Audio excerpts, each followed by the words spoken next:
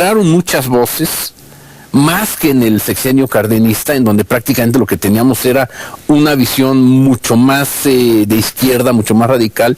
En el sexenio de Ávila Camacho hay este equilibrio que me parece que fue enormemente sano, ¿no? ¿Cuál sería el papel de los Estados Unidos, o incluso no solamente de los Estados Unidos, de otros países, en este proceso de sucesión? Bueno, es fundamental. El contexto internacional debe ser considerado como la parte que va a explicar muchos de los acontecimientos de la política interna. No hay que olvidar que después de las elecciones en las que hubo violencia, acciones realmente de pistoletazo, de robo de urnas, Juan Andreu Almazán se traslada a los Estados Unidos, precisamente porque todos sus seguidores están pidiendo que reclame el triunfo y que lo haga suyo. Él viaja a los Estados Unidos, solicita la venia del gobierno estadounidense y cuando regresa a México dice: acepto ya la decisión que se expresó en las urnas. Él se retira, no realiza ninguna acción política. Y entonces cuando viene el representante del gobierno de los Estados Unidos, evidentemente es para ratificar lo que ya se había negociado en los Estados Unidos. Otra cuestión que a mí me gustaría comentar es que la política interna de México tiene que ser vista en un panorama más amplio. Vamos a pasar con la administración de Ávila Camacho de un gobierno y de un país que quiere la soberanía a un país que tiene que negociar la interdependencia. Una primera cuestión, es difícil entender esos años sin la situación de la guerra. Eso yo creo que tiene que quedar muy, muy claro.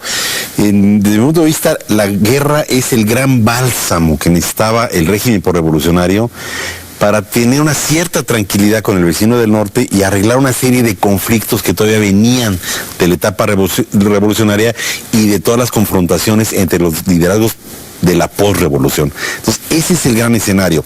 La segunda cuestión, y que tiene que ver con lo que comentaba Gustavo, en esa época la visión que se tenía del nazifascismo era absolutamente oscura. Claro. O sea, había una suerte de fascinación con el nazifascismo, porque además todos los progresos que estaba teniendo para ordenar tanto Italia como Alemania, eso estaba muy replicado en la prensa mexicana. Sí. O sea, eran regímenes bien vistos, porque además todavía no se veía la parte dura del nazifascismo. Y si a esto le agregamos los acuerdos del gobierno mexicano con Italia, con Alemania, con Japón, para surtirlos del petróleo por la cerrazón norteamericana, pues tenemos un caldo de cultivo que nos da una sensación absolutamente distinta, que se va a romper justamente hasta el 42, cuando los Estados Unidos entran en la guerra. Claro. Y cuando se ve claro que a nosotros como país, ante el cierre del mercado europeo, pues no nos queda otra más que nos alineamos con el norte o estamos fuera de la pichada. El liberalismo es competencia.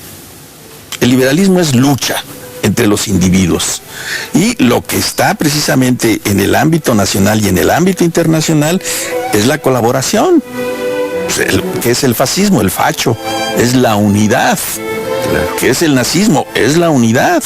Entonces el discurso mexicano de unidad nacional, pues no es sino la adecuación de algo que está en el ambiente. Estamos viviendo el momento más triste del liberalismo.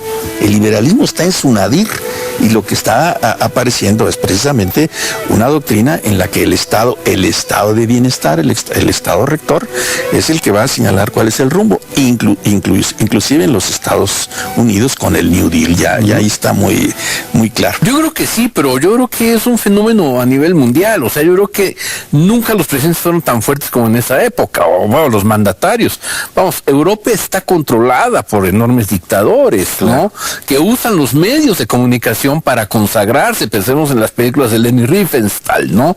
O pensemos en el uso que Mussolini daba a la propia Cinecittà, ¿no? O bueno, o Stalin, que lo estamos dejando de lado, pero yo creo que la influencia de la Unión Soviética en el modelo mexicano era tremenda también.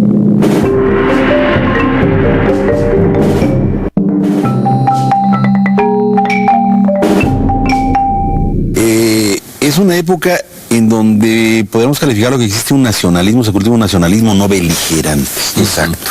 O sea, el nacionalismo se mantiene, se cultiva, se recrea, pero ya no es este nacionalismo que quiere matar al imperio, lucha de clases, expropiación, todo contra los ricos y sobre todo contra el imperio, que en este caso eran los Estados Unidos, ¿no? Pero ese nacionalismo no era gratuito. ¿Y por qué no era gratuito? Pues porque ya los ferrocarriles ya los tenía. O sea, ¿qué es lo que se peleaba después de la revolución? Pues la capacidad de conducción política y económica del país. De alguna forma, esto que planteaba Rafael, que es el inicio del desarrollo estabilizador. Digamos, ¿en qué consiste básicamente? ¿Cuál es la idea detrás de esto? Yo creo que este es uno de los grandes acontecimientos de la época. Y yo me atrevería a decir que la Revolución Mexicana o el proyecto revolucionario innovó en muchos sentidos y se adelantó o fue contemporáneo a procesos que ya estaban ocurriendo a nivel internacional en términos del cambio del modelo económico y sobre todo de la posición del Estado en la economía. ¿Qué es lo que quiere decir con esto? La entreguerra y la Segunda Guerra Mundial liquidó totalmente el libre mercado sin controles y liquidó totalmente el laissez-faire. O sea, este Estado observador con una economía que se mueve como quiere vino al traste justamente en la entreguerra y en la Segunda Guerra Mundial. Y como parte de esto ya tenemos los destellos en Estados Unidos con Roosevelt, que empieza a utilizar los instrumentos del Estado para levantar la economía.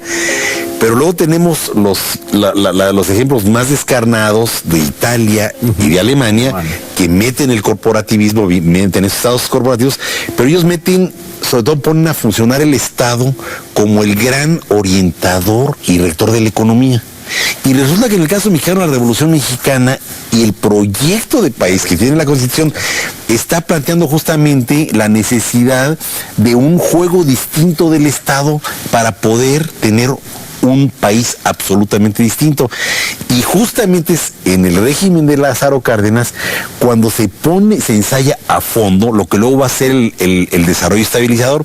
El Estado, economía mixta, para empezar, y segundo, el Estado, el gran interventor, gestor y conductor del desarrollo económico. Bueno, era un país pobre, era un país asediado, entonces, ¿qué es lo que hace el gobierno? Pues echar a andar la maquinita de los billetes, y ese es el gran costo económico que tuvo el cardenismo, porque era un país pobre, pero demostró que con reforma agraria, con obra pública, con obra educativa, con obra sanitaria, el país empezó a saldar una deuda social, pero empezó a crear consumidores. Y es justamente la Segunda Guerra Mundial la que va a permitir que se desarrolle este modelo y que este modelo se consolide en el gobierno sucesor de Ávila Camacho.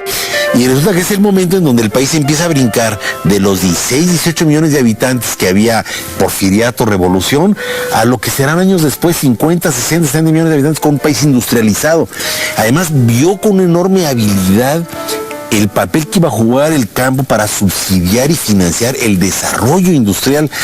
Y es justamente en estos años donde se desarrolla este país que nos permitió entrar a la modernidad, que luego nos va a permitir entrar al mundo y presumirnos como uno de los países con los logros más impresionantes. El milagro económico se hablaba, que teníamos el Zócalo más grande, la Plaza de Toros más grande. Ahora nos arrepentimos, ¿verdad?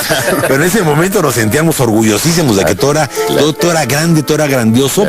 Era la época de las grandes presas, de las carreteras, de la electrificación, la telefonía, o sea, la educación de la educación, el libro de texto gratuito en los 60, el seguro social, o sea, entra todas los grandes museos. Fue realmente una